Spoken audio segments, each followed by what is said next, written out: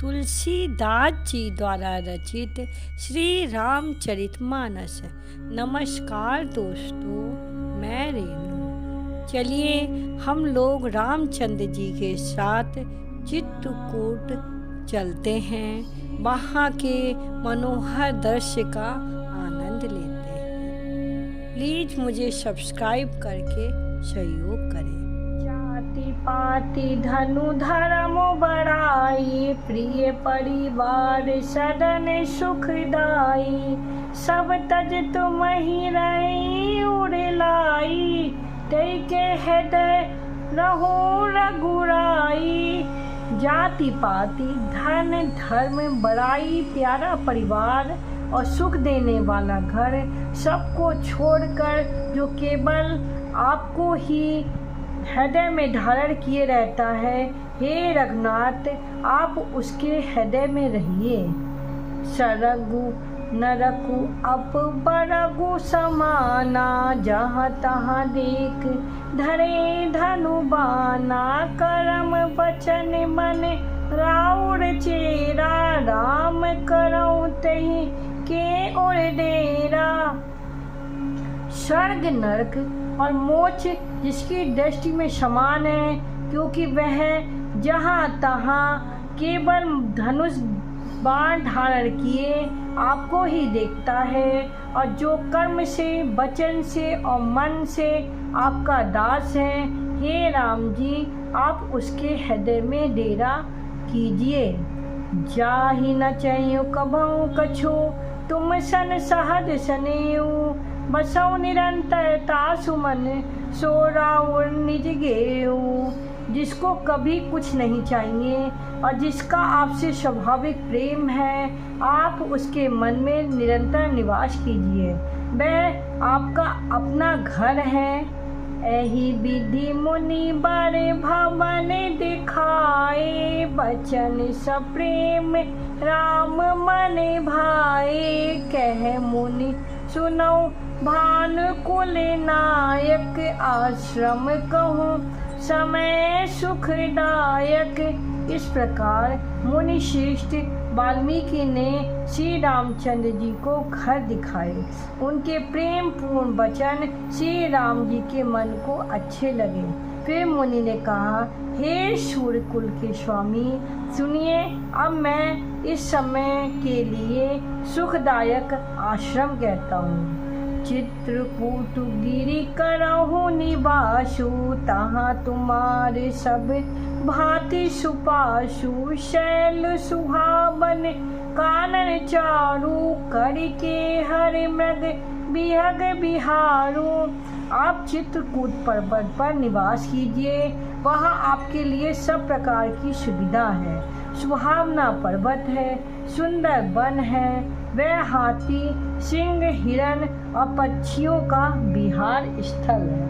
नदी पुनीत पुरानी बखानी, अत्र प्रिया निज तप बल आनी। सुर सर धार नाव मंदाकिनी, जो सब पातक पोतक डाकनी। वहाँ पवित्र नदी है जिसकी पुराणों ने प्रशंसा की है, और जिसको अत्रि ऋषि की पत्नी अनसुईया जी अपने तपोबल से लाई थी। वह गंगा जी की धारा है, उसका मंदाकिनी नाम है। वह सब पाप रूपी बालकों को खाद डालने के लिए डाकनी रूप है। अत्रि आदि मुनि बड़े बहु बसही, करहि जोग जप तप मतन कसही। चलो सफल श्रम सब कर करहूँ, राम देहु गौरव गिरे बढ़हूँ। अत्रि आदि बहुत से श्रेष्ठ मुनि वहाँ निवास करते हैं, जो योग जप और तप करके शरीर को कसते हैं। हे राम जी चलिए सबके परिश्रम को सफल कीजिए, और पर्वत श्रेष्ठ चित्रकूट को भी गौरव कीजिए। चित्रकूट महिमा अमित कहीं महामुनि गाय, आए नहाय सरित बड़े सिय समेत दो भाई। महामुनि वाल्मीकि जी ने चित्रकूट की अपरिमित महिमा बखान कर कही है। तब सीता सहित दोनों भाइयों ने आकर श्रेष्ठ नदी मंदाकिनी में स्नान किया। रघुबर कहूँ लखन भल घाटू, करऊँ कतऊँ अब ठहर ठाठू। लखन दीख पे उतर करारा, चहु दिस फिरौ धनुष जिम नारा। श्री रामचंद्र जी ने कहा, लक्ष्मण बड़ा अच्छा घाट है, बड़ा अच्छा घाट है, अब तो यहीं कहीं ठहरने की व्यवस्था करो। तब लक्ष्मण जी ने पयस्नी नदी के उत्तर के ऊंचे किनारे को देखा और कहा कि चारों ओर धनुष जैसा एक नाला फिरा हुआ है। नदी पनच सरे सम दम दाना, सकल कलुष कलि सायुज नाना। चित्रकूट जनु अचल अहेरी, चुकई न घात मारे मुठ भेरी। नदी उस धनुष की डोरी है और शाम दम दान बाण है। कलयुग के समस्त पाप उसके अनेकों हिंसक पशु हैं। चित्रकूट ही मानो अचल शिकारी है, जिसका निशाना कभी चूकता नहीं और जो सामने से मारता है। अस कही लखन ठाऊं दिखरावा, थलु बिरोक रघुबर सुख पावा। रमऊ राम मन देवन जाना, चले सहित सुर थपति प्रधाना। ऐसा कहकर लक्ष्मण जी ने स्थान दिखाया। स्थान को देखकर श्री रामचंद्र जी ने सुख पाया। जब देवताओं ने जाना कि श्री रामचंद्र जी का मन यहाँ रम गया, तब वे देवताओं के प्रधान मकान बनाने वाले विश्वकर्मा को साथ लेकर चले। कोल की रात बेश सब आए, रचे परन तन सदन सुहाए। बरन न जाई मंजु दोई साला, एक ललित लघु एक विशाला। सब देवता कोल भीलों के वेश में आए और उन्होंने पत्तों और घासों के सुंदर घर बना दिए। दो ऐसे सुंदर कुटियां बनाई जिनका वर्णन नहीं हो सकता। उनमें एक बड़ी सुंदर छोटी सी थी और दूसरी बड़ी थी। लखन जानकी सहित प्रभु राजत रुचिर निकेत, सो मदन मुनि वेश जनु रति ऋतु राज समेत। लक्ष्मण जी और जानकी सहित प्रभु श्री रामचंद्र जी सुंदर घास पत्तों के घर में शोभामान हैं, मानो कामदेव मुनि का वेश धारण करके पत्नी रति और बसंत ऋतु के साथ सुशोभित हो। अमर नाग किन्नर दिशपाला, चित्रकूट आए तहि काला। राम प्रणाम कीन सब काहू, मुदित देव लहि लोचन लाहू। उस समय देवता नाग किन्नर और दिक्पाल चित्रकूट में आए और श्री रामचंद्र जी सब किसी को प्रणाम किया। देवता नेत्रों का लाभ पाकर आनंदित हुए। चित्रकूट रघुनंदन छाए, समाचार सुने मुनि आए। आपत देख मुदित मुनि वृंदा, कीन दंड भक्त लघुकुल चंदा। श्री रंगनाथ जी ने चित्रकूट में आ बसे हैं। ये समाचार सुनकर बहुत से मुनि आए। रघुकुल के चंद्रमा श्री रामचंद्र जी ने मुदित हुए मुनि मंडल को आते देखकर दंडवत प्रणाम किया। मुनि रघुबरहि लाए उड़ लेहि, सुपल होन हित आशीष देहि। सिय सौमित्र राम छवि देखी, साधन सकल सफल करि लेखई।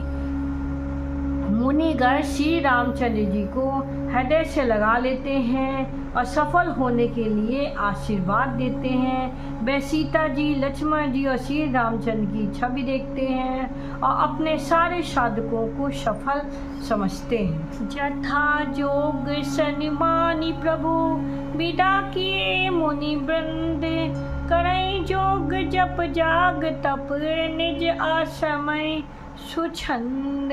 प्रभु श्री रामचंद्र जी ने यथा योग सम्मान करके मुनि मंडलों को विदा किया। श्री रामचंद्र जी के आ जाने से वे सब अपने आश्रमों में अब स्वतंत्रता के साथ योग, तप, यज्ञ और तप करने लगे। ये सुधि कोल किरातन पाई, हर्ष जनु नव निधि घर आई। कंदे मूल फल भरी भरी तो ना, चले रंक जन लूटन सोना।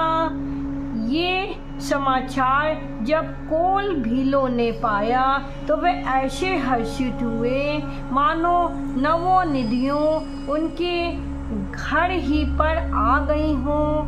वे दोनों में कंद मूल फल भरकर चले मानो दरिद्र सोना लूटने चले हों।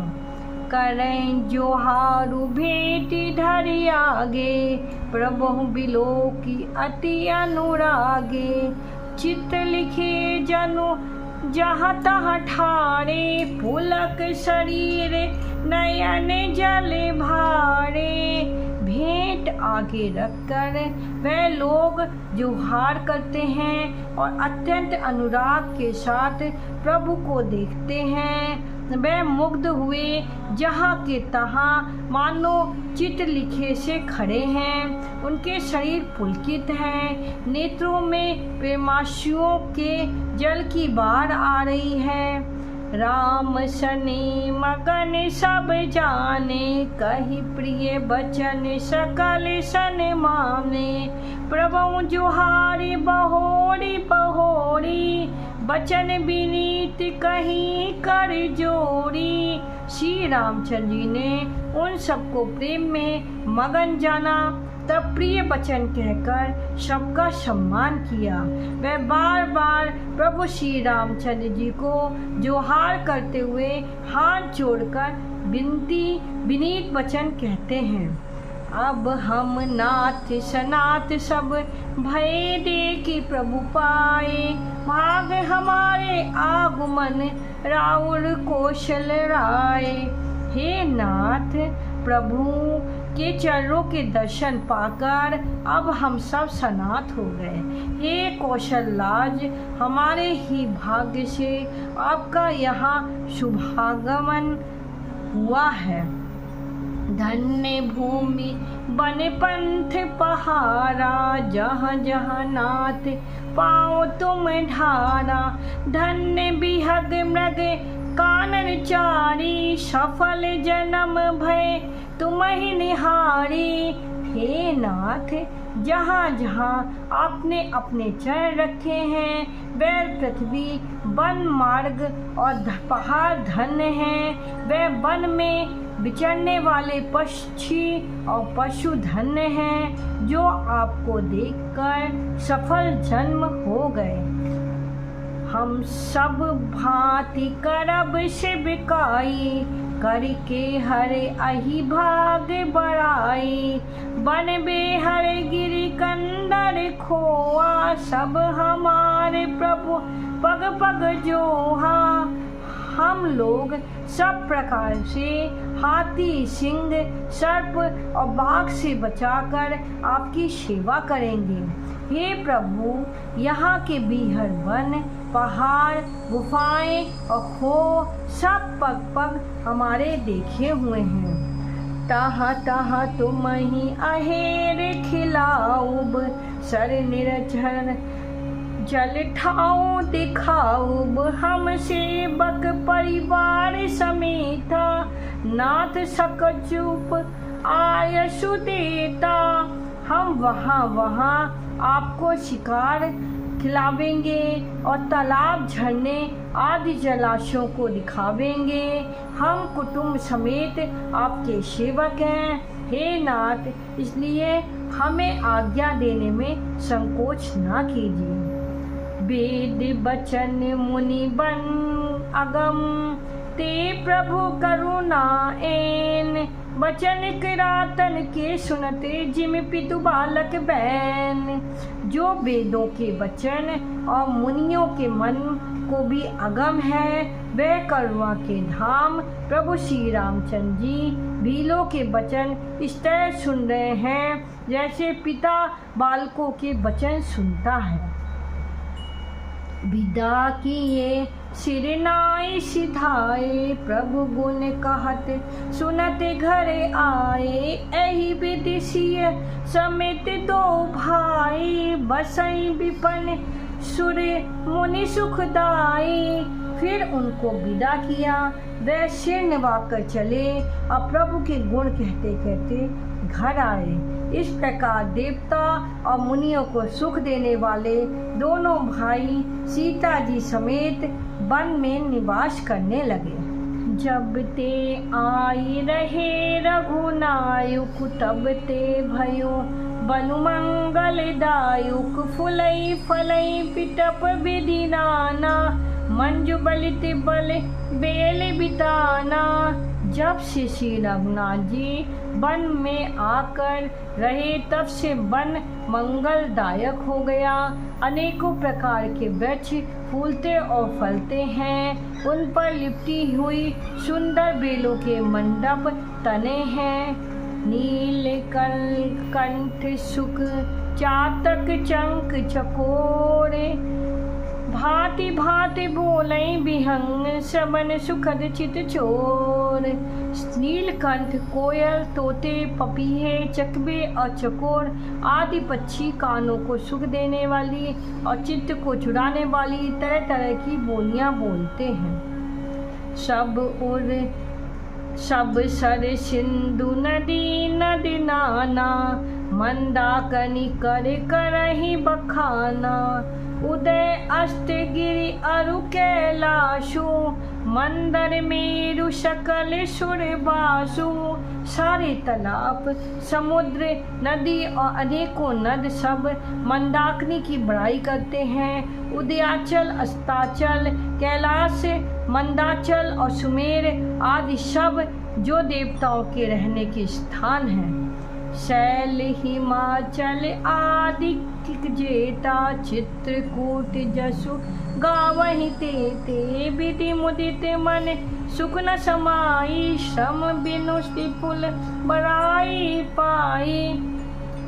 और हिमालय आदि जितने पर्वत हैं, सब चित्रकूट का यश गाते हैं। विंध्याचल बड़ा आनंदित है, उसके मन में सुख समाता नहीं, क्योंकि उसने बिना परिश्रम ही बहुत बड़ी बड़ाई पाल ली है। चित्रकूट के बिहग मृग बेल पिटप तन जाति, पुण्य पुंज सब धन अस कहीं देव दिन रात।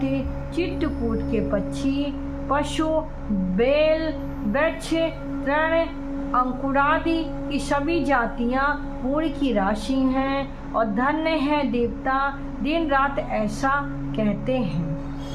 पै पयोदि तजी अबद बिहाई, जहाँ सिय लखनु राम रहे आई। कई न सकई सुषमा जिस कानन, जो सत सहस होई सहसानन।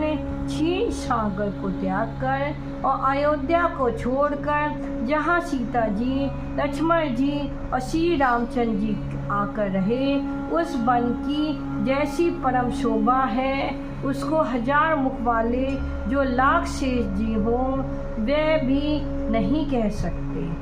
छिन छिनु लखी सिय राम पदे, जाने आप परने हो। करत न सपने लखन चितु, बंधु मातु पितु गेऊ। क्षण क्षण पर श्री रामचंद्र जी के चरणों को देखकर, अपने ऊपर उनका स्नेह जानकर लक्ष्मण सप्रेम में भी भाइयों, माता पिता और घर को याद नहीं करते। राम संग सिय रहित सुखारी, पुरी परिजन ग्रह सुरत बिसारी छिनु छिनु पियो विदु बदन निहारी प्रमुदित मनहु चकोर कुमारी। श्री रामचंद्र जी के साथ सीता जी अयोध्यापुरी कुटुंब के लोग और घर को याद कर भूलकर बहुत ही सुखी रहते हैं। क्षण क्षण पति श्री रामचंद्र जी के चंद्रमा के समान मुख को देखकर वह वैसे ही परम प्रसन्न रहती हैं जैसे चकोर कुमारी चंद्रमा को देखकर। परन कुटिय प्रिय पीतम संगा प्रिय परिवार कुरंग विहंगा। सास ससुर सम मुनितिय मुनिवर असनु अमीय समकंद मूल फले। प्रीतम के साथ परकुटी प्यारी लगती है। मृग और पक्षी प्यारे कुटुंबियों के समान लगते हैं। मुनियों की स्त्रियां सास के समान, श्रेष्ठ मुनि ससुर के समान। अकंद मूल फलों का आहार उनको अमृत के समान लगता है। सुमिरत राम हित जय जने तन सम विषय विलासु। राम प्रिया जग जननी सिए कछु न आचरजुतासु। जिन श्री रामचंद्र जी का स्मरण करने से भक्त जन तमाम भोग विलासों को तिनके से समान त्याग देते हैं। उन श्री रामचंद्र जी की प्रिय पत्नी और जगत की माता सीता जी के लिए ये कुछ भी आश्चर्य नहीं है। सिय लखन जहि विधि सुख लहि सोई रघुनाथ कनई सोई कहीं। कहत पुरातन कथा कहानी सुनहि लखन सिय अति सुख मानी। सीता जी और लक्ष्मण जी को जिस प्रकार सुख मिले श्री रघुनाथ जी वही करते हैं और वही कहते हैं। भगवान प्राचीन कथाएं और कहानियाँ कहते हैं और लक्ष्मण जी तथा सीता जी अत्यंत सुख मानकर सुनते हैं। जब जब राम अवध सुध करही तब तब बारी बिलोचन मरही। सुमरि मातु पितु परिजन भाई भरत सनेऊ शील शिविकाई। जब जब श्री रामचंद्र जी अयोध्या को याद करते हैं तब तब उनके नेत्र में जल भर आता है। माता पिता कुटुंबियों और भाइयों तथा भरत के प्रेमशील और सेवा भाव को याद करते हैं। कृपा सिंधु प्रभ होई दुखारी धीरज धरम कुसुमऊ विचारी। लखी सिय लखन विकल होई जाही जिमि पुरुषई अनुसरे परिछाई। कृपा के समुद्र प्रभु श्री रामचंद्र जी दुखी हो जाते हैं किंतु फिर कुछ समय समझकर धीरज धारण कर लेते हैं। श्री रामचंद्र जी को दुखी देखकर सीता जी और लक्ष्मण जी भी व्याकुल हो जाते हैं। जैसे मनुष्य की परछाई उस मनुष्य के समान भी चेष्टा करती है। राम लखन सीता सहित सोहत परन निकेत जिमि सब बस अमरपुर सची जयंत समेत। लक्ष्मण जी और सीता सहित श्री रामचंद्र जी पर्णकुटी में ऐसी शोभित हैं जैसे अमरावती में इंद्र अपनी पत्नी सची और पुत्र जयंत सहित बसता है। एहि विधि प्रभु बने बसहि सुखारी खग मृग सुर तापस हितकारी। कयो राम बने गमन सुहावा सुनौ सुमंत्र अवध जिमि आवा। पशु पक्षियों देवता और तपस्वियों के हितकारी प्रभु इस प्रकार सुखपूर्वक वन में निवास कर रहे हैं। तुलसीदास जी कहते हैं, मैंने श्री रामचंद्र जी का सुंदर वन गमन कहा। अब जिस तरह सुमंत अयोध्या में आए वह सुनो। फिरौं निषाद प्रभु पहुँचाई सचिव सहित रथ देखसी आई। मंत्री विकल विलोक निषादु कहीं न जाए जैसे भयो विषादु। प्रभु श्री रामचंद्र जी को पहुंचाकर जब निषाद राज लौटा तब आकर उसने रथ के मंत्री सुमंत को देखा। मंत्री को व्याकुल देखकर निषाद को जैसा दुख हुआ वह कहा नहीं जाता। राम राम सिय लखन पुकारी परऊ धर नितल व्याकुल भारी देखी तखन दिशि है हिनाई जनु बिनु पंख बिहग अकुलाई। निषाद को अकेले आया देखकर सुमंत हा राम हा सीता हा लक्ष्मण पुकारते हुए बहुत व्याकुल होकर धरती पर गिर पड़े। घोड़े दक्षिण दिशा की ओर देख देख कर हिनाते हैं, मानो बिना पंख के पंछी व्याकुल हो रहे हैं। नहीं तृण चढ़ई न पियई जलु मोचई लोचन बारी व्याकुल भय निषाद सब रघुपर बाजी निहारी। वे ना तो घास चरते ना पानी पीते हैं, केवल आंखों से जल बहा रहे हैं। श्री रामचंद्र जी के घोड़ों की इस दशा को देखकर सब निषाद व्याकुल हो गए। धरि धीरज तब कहीं निषादू अब सुमंती पर हर विषादू तुम पंडित परमारथ ज्ञाता धरऊं धीर लखी विमुख विधाता।